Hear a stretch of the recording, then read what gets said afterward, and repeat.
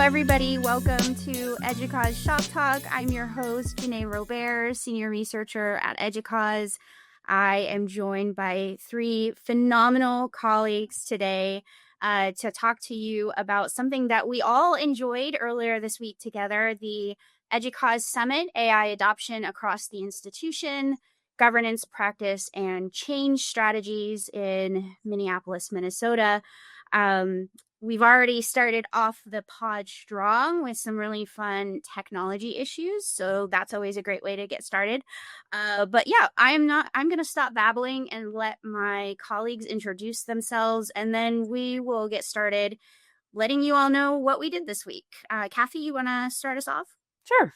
Hi, everyone. I'm Kathe Pelletier, and I'm the Senior Director for Community Programs here at EDUCAUSE. And my role with the summit was initially to be one of a small team who planned this somewhat new type of event for EDUCAUSE. And then I had the honor of kind of co-emceeing with a colleague. And that was really fun to be able to introduce the speakers and have a little repartee from the stage. I'm going to save this for when I actually am talking about the thing, not just introducing myself. So I'm going to pass it to Jamie to say hello.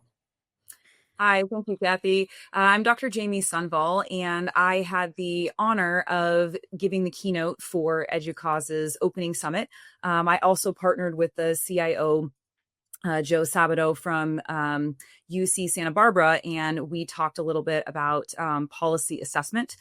So I was involved in a couple different aspects of the summit. Let's go to Carie Ann. Excellent.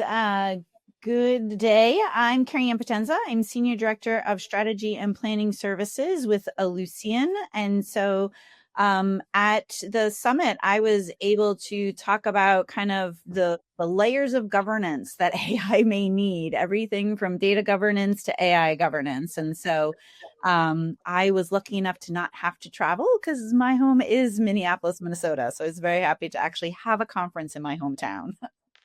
We did that. And we also want to shout out to Ellucian being one of our mission partners at EDUCAUSE. So just thank you for your continued support and thought partnership and leadership. And as you said, your talk at the summit around data governance and these topics was really exciting and interesting. And that's why we really wanted you to share that with all of our colleagues today on the pod. And similarly, Jamie, I think your insights coming from the practice lens that you had and giving everyone that 1,000-foot bird's eye view at the start and then drilling down in with some of those deeper topics with Joe was really insightful. So I just want to thank you both for contributing to the event, and Kathe as well, of course, our incredible MC. So to get things started, maybe we could kind of go around and talk about some of our big takeaways from the event, or maybe something that specifically stuck in your head as a little nugget that you took away, anything that rises to the top of your mind. There's so many things, like where to start, I'll jump in. So there were so many great topics that we talked about, and it was interesting to see how through discussion with colleagues in between different talks, people are generally struggling with a lot of the same things. How do we get out of silos, and how do we get appropriate governance in place, and how is it specific but not too broad? And how do we work through some of the unknowns that are coming up? And then we talked a lot about different aspects of AI that are out there and how governance needs to be structured around things aside from ChatGPT, right? Because we hear so much about generative AI. And I found that really fascinating. I think one of the most helpful things that I found in talking to colleagues from all over the country was looking at how governance is owned and who is responsible for governance, because I found at the summit there were so many different people managing how policies were overseen, and some of that was being done through technologists. Some people, so and I didn't say this at the beginning, I'm the assistant provost of artificial intelligence at Touro University Systems, and we have a provost level office managing AI. But it was interesting to see how so many people had technologists managing it, the IT department managing it, the provost office managing it, and thinking about how do we best govern and who owns these policies, because so many people were sharing that they have awesome evidence-based practices that are following really good structures and frameworks in place, but they're not formally documented. And just discussing, like, how do we get good governance structure in place? And so I found that really insightful to thinking about even our own process of making sure that things are effectively in place, and not siloed in a way that causes fragmentation so students and faculty and staff can't use it. And also that we can support the trajectory and progression with AI effectively in a positive way. So those are some things that I was kind of grappling with and taking away. I will say, right, like, I completely agree with you, Jamie. And one of the things that I love, particularly that you brought to the table, was you can do this, right? I think so many institutions were there and they were like seeing, right, you and right, Hans from UF, like, oh my gosh, I can't go out and hire 100 faculty, right? But then, right, there's, right, Babson and University of Notre Dame, and like all the art of what's possible, right? And no two schools will do it the same. And so adjust it for how you're going to do it and what works for your institution and how quickly you can, right, speed to, I think speed was a really interesting component, because I think people were like, well, we do governance and then we put it on the shelf and we meet about every quarter or semester. And they're like, oh, we probably should talk more about this, right? So I think that that's what I really liked about the workshops or the conference, was that you had everyone, or like to your point, that we had some technologists in the room, we had some academic leadership in the room,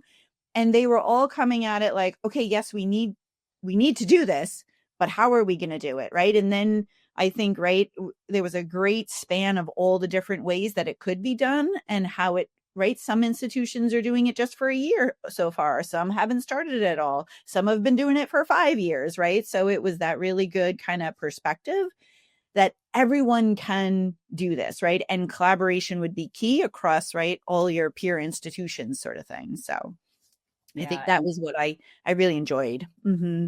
What both of you are pointing to, I'm going to talk a little bit about the structural aspect of the event, which I think hopefully was just the right amount of little tastes of quickie talks from various people across the US, doing AI in different ways and thinking about AI governance and policy from different perspectives, but then really focusing on the discussion at the tables with participants or among participants. And after a while, I started joking as an MC, like my favorite part of this job is having to interrupt everyone, because there was just so much energy around talking to each other and sharing the sometimes really specific elements of, we have this committee and this is the person who leads it. And then we invite these stakeholders, or we meet every week or every month, and like getting really down to that nitty gritty, I think helped to bring some concreteness to the art of the possible, that it wasn't just this philosophical energy about like, oh yeah, we can do this, woohoo, rah, rah, but actually taking away some specific plans and connections, human connections that you can call once you're back on campus and say, hey, Brandon, or hey, Jamie, or hey, Carie Ann, I need help with this. Do you have any thoughts, or what are you doing, or what's working for you? So that was a really big takeaway for me. And in part, and I just also want to echo the sense that even though I do think that all of there was a range of maturity levels in adoption of AI among the participants, but there was just so much commonality that really resonated. And that, I think, is just such an important reminder. I feel like even when we were inviting speakers, many of the folks who ended up being on stage were initially saying, oh, no, I'm not an expert. We're just figuring it out. We're just getting going. I don't want to pretend like and of course you don't know everything yet, because we're all still learning. And so, and I don't remember the Latin phrase of Michelangelo, who said that Tim Creasy included in both of his presentations of still learning, that Michelangelo at age 87, finishing, I think it was the Sistine Chapel, would say, and yet I still learn. And so I think that just was such an important mantra for us all to remember. Yeah, I think you all touched on really one of the big reasons that we created this event, and Kathe was definitely part of this planning too and can speak to this, but this idea that AI integration or adoption is particularly challenging because it's multifaceted and it requires collaboration across the institution, and it requires everyone to be on the same page about strategic goals and all of these things. And so we purposely created this event that would span all of these topics and really encourage people to bring participants from various areas of their institution. We had a lot of teams there, a lot of people that were 2-3 people from a school and in different areas of the school, really trying to think about how we bridge these silos. And I think you all touched on that really nicely. My question for all of you is, if that was a big takeaway for all of us, and I think for many of our attendees as well, this kind of reifying the importance of working across silos when it comes to AI, how can someone listening to this pod or watching, how can they take that nugget and apply it at their own institution? Maybe they didn't go to the summit, or but they understand the need to work across those silos. What advice do you have for people at institutions trying to do that? That's a great question. I think, going back to what Kathe was saying, I think EDUCAUSE did such a great job of creating this vibe and this culture, because in the room the entire time, like Kathe said, the interruption of the conversations, there was so much going on. And one of the unique pieces is that people were so hungry and they were wanting to connect and understand what was happening. And I would say that if you couldn't come to this event and you're thinking, where can I get started? First of all, thinking about what groups of people and organizations can provide you with the education that you can get ongoing. Because as we talked about at the summit, AI is not something that you put a policy or governance structure in place and stick on a shelf. It's constantly evolving, and it requires us to constantly pivot and be aware so that we're staying relevant for all of the professions and disciplines for our students and graduates. And we're making sure that our faculty and our staff are staying fluent with the AI changes. And one of the big things that you can do at your institution is creating committees and an opportunity for people from all different divisions and department to come together and have conversation. And even if you are in the stage where you don't have a particular AI structure and governance model, but you're thinking, how can we come together and see what different aspects of the organization are doing? The best place to start is having those conversations so that you can identify what are the challenges, what are the pros and cons across the institution, because that gives you an opportunity to then start advocating and thinking, what is our next step, as it's informed by your intentional pursuit of education. Totally agree, right? Like, you have to have multiple people at the table, right? I think it's something to be said that, right, EDUCAUSE invited ProSci there to talk about change management, because I think that's going to be a huge factor as to who you involve at your campuses, right? You're going to have your resistors, and you're going to have kind of your grassroots behind the scenes, right? Like Phil talked about at Babson, right? The students went out and did stuff on their own. But I think, right, it's really important, as Jamie just mentioned, is to talk across the organization, right? And maybe find those pockets of things that are happening, because they're happening, whether it's, right, surfacing to, right, leadership or not. And so talking to faculty, talking to the IT teams, right, talking to student services, right? One of the things from, right, the ELUCIAN study that we did last year, we're recognizing that, right, operations might be a little slow just because of sensitivity of the data that is, right, not sure how to use AI in those areas. So, like, there's plenty of other areas to really embrace AI, right? Melissa from Instructure was there, right? Start with your LMS, like helping identify learning opportunities of measures of using AI kind of in the classroom through your learning management system. But I agree with Jamie, right? Like getting everyone kind of at least talking about it is a great start. So. And I will probably put you on the spot in just a bit, Carie Ann, because one of your presentation, actually both of your presentations did such a great job of showing how important it was and how possible it is to develop AI governance and data governance structures that are suited to your institutional mission, vision, culture, size, et cetera, that there's not a one size fits all approach. And so really anchoring yourself in who you are as an institution first, and thinking about students, thinking about learning, thinking about student outcomes after graduation and where they want you to go as you're crafting your approach to AI adoption is so critical.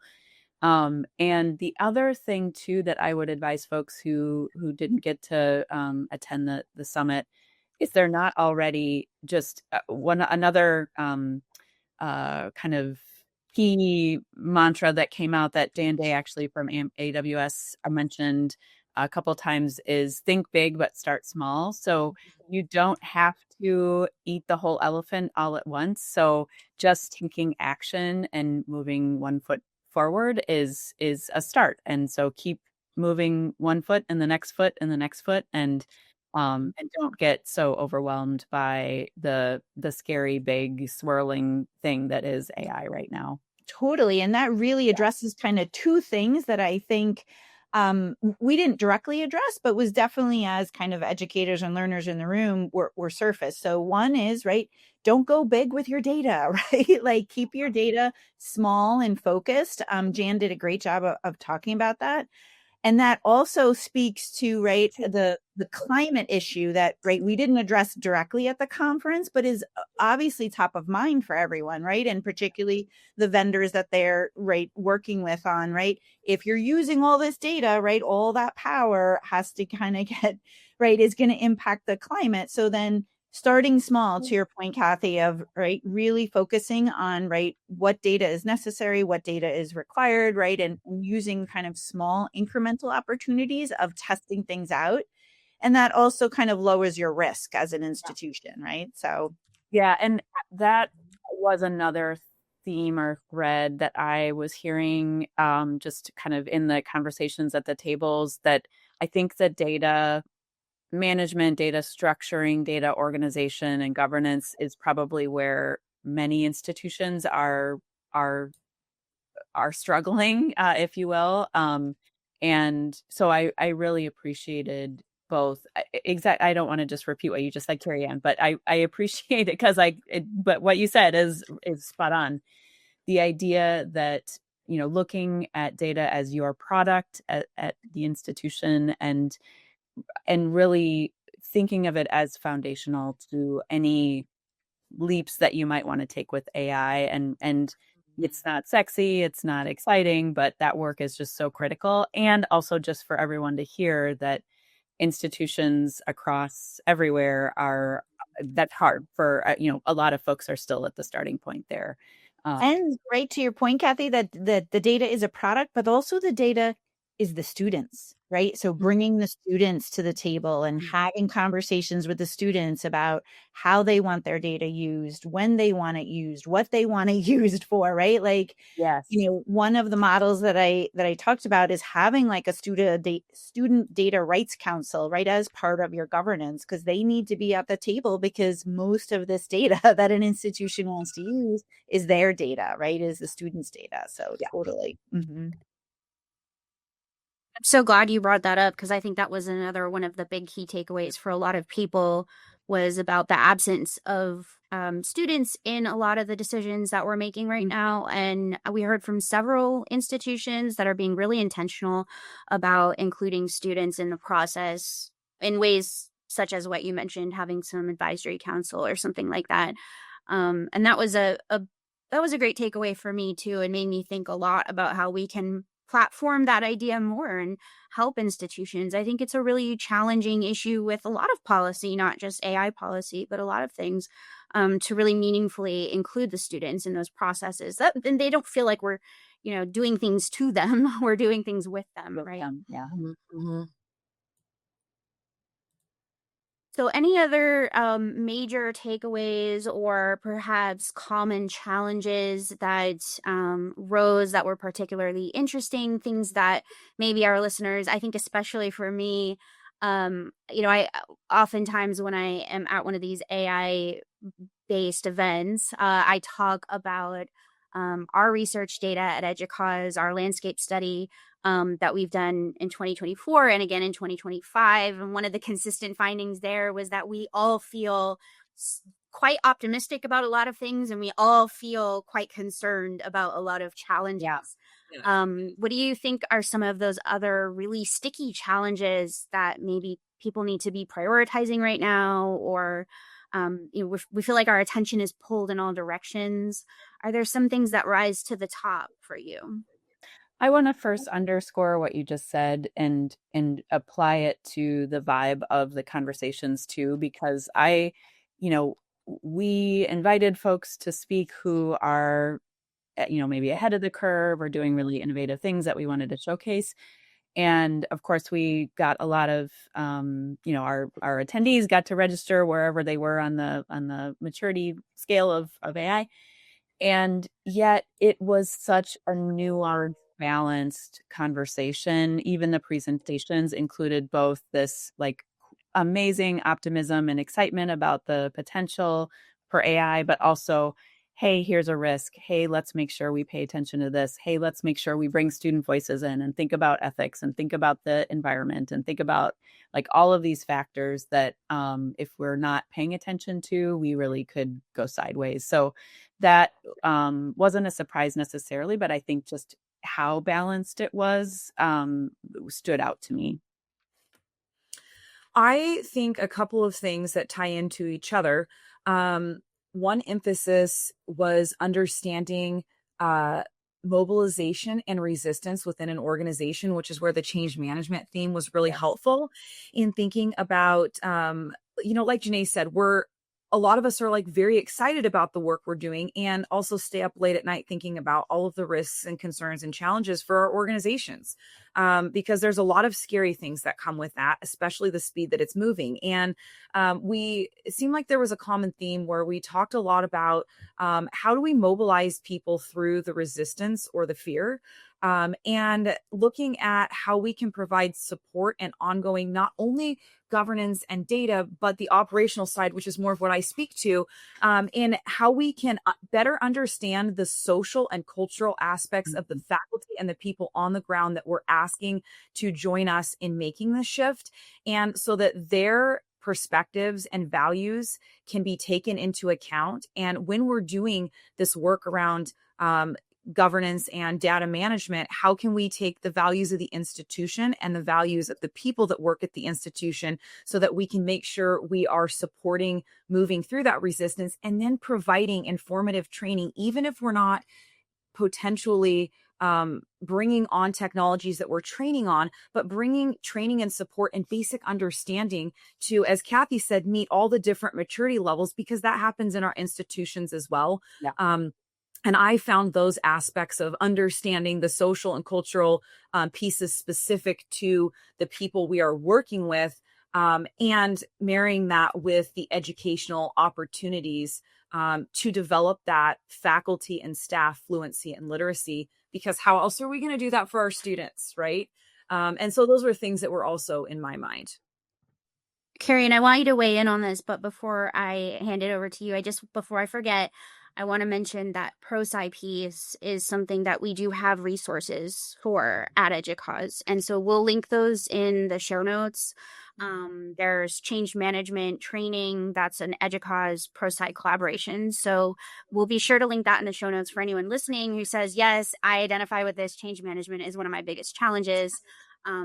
We have things to help you along those lines. So Carie Ann, sorry about that. Yeah. And so right to that point, right, the awareness and the alignment, like Jamie just mentioned, right? Like making sure that you start with what is it that as an institution you want to achieve with AI, right? Like it should not be outside your strategic plan or your priorities as who you are as an institution. It should really be woven through. similar to change management.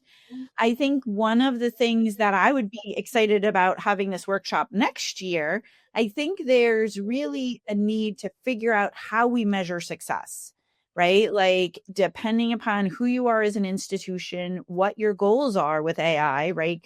Coming back to those outcomes of what you're going to do with AI, how do you measure success, right? Because the ask is going to be more and more, right? I was talking to a lot of institutions where they're like, well, we have to pay for, right, whether it's ChatGPT or things like that. And they're like, how do I justify the expense with what efficiencies are we getting out of it? What success are we getting out of it? So I think one of the things that I think, Jenay, your original question is, what are some of those challenges? I think those are going to be the challenges over the next year is as institutions implement a level of data governance, AI governance, trying to get those people at the table to talk about AI, how they're using AI, both in the classroom, in the administrative tasks, and then from a cybersecurity and an ethics and a bias, like Kathe mentioned earlier, right? How are you going to measure success as an institution that you know it's working for your students, you know it's working for your faculty, you know it's working for your students. So I think, right, as we move forward, right, thinking with that end in mind, how are we going to measure those success points? So I love that. Mm-hmm. Yeah, I think the only other thing I would add is that we did a quickie fun survey at the end of the day on the second day, and one of the questions was, who was not in the room with you that you wished were here? And the most common response was your president. And so I think that really speaks. And, of course we know, and I think Tim brought this up in his research, that the most critical you're more likely to be successful with an initiative if you have an engaged champion who understands what you're doing, who is driving it, who is actively supporting it. And so that work, I think, is really important to make sure that your institutional leaders are a part of it and are have the literacy that they need in order to really drive this and incorporate that into strategy and just the fabric of how you're doing work at your institution.